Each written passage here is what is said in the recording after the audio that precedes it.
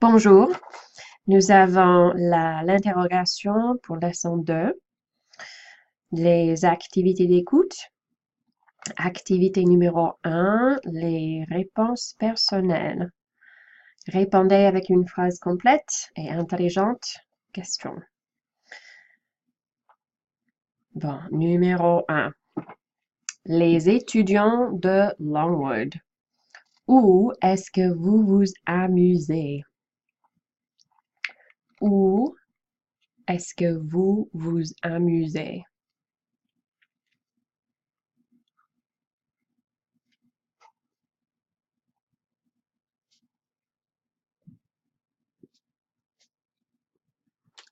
Où est-ce que vous vous amusez?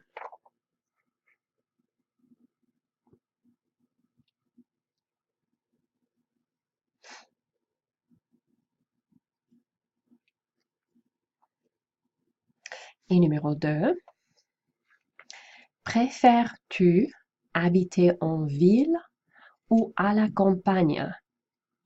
Pourquoi?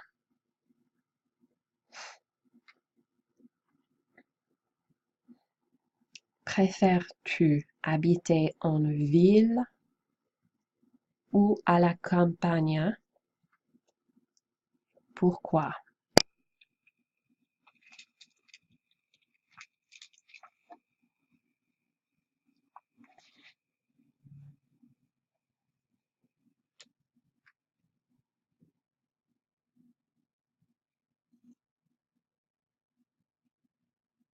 Préfères-tu habiter en ville ou à la campagne et pourquoi?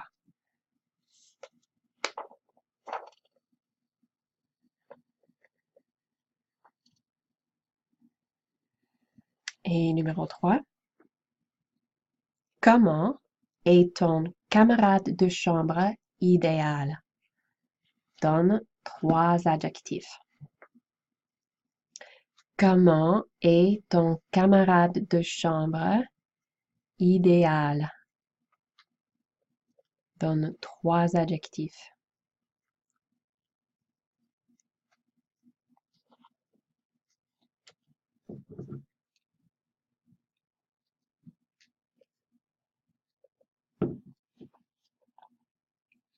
Comment est ton camarade de chambre idéal?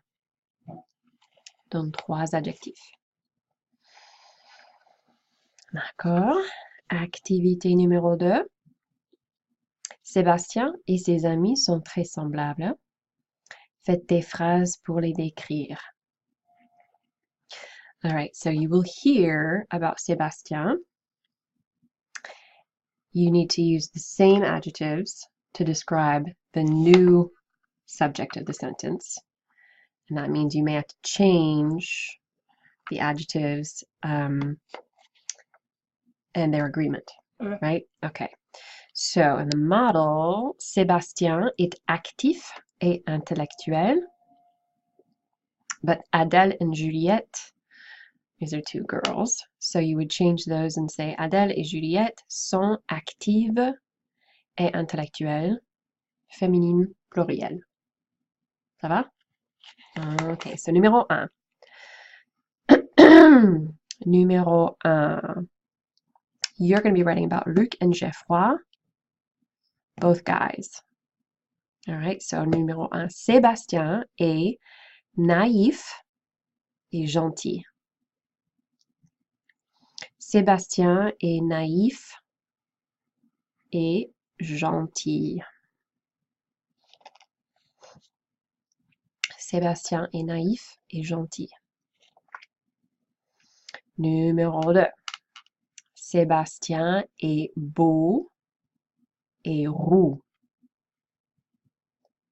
Sébastien est beau et roux.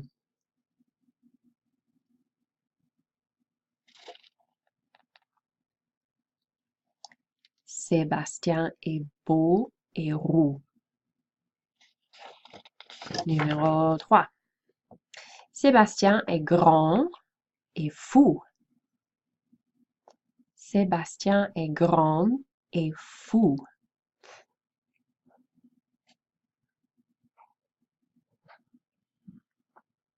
Sébastien est grand et fou.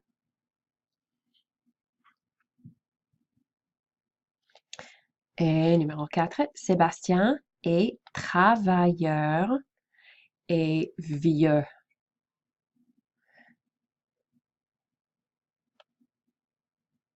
Just to be sure. Élise and Félicité, both female. All right. Sébastien est travailleur et vieux.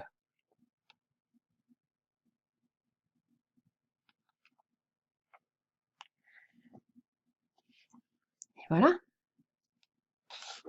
Ça va? Très bien. Voilà, so those are your listening parts.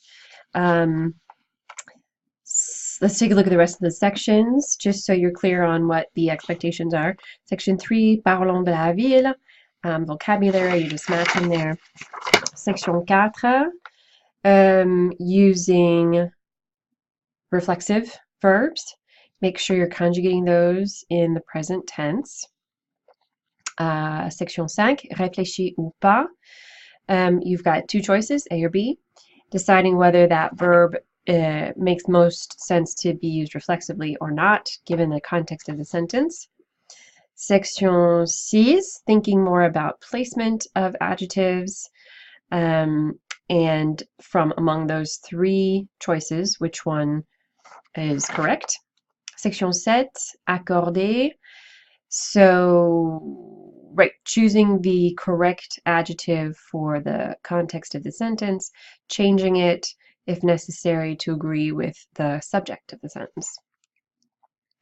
And then section 8, we spent a lot of time on adverbs, how to create adverbs from adjectives. So what you see are adjectives, and don't forget that there's kind of a progression, a system to go by to get from the adjective to the adverb, but you do have a couple of adverbs here that are fairly irregular, one that's completely irregular. So look out for those. And you are answering the questions for the reading in English. Voilà, bonne chance!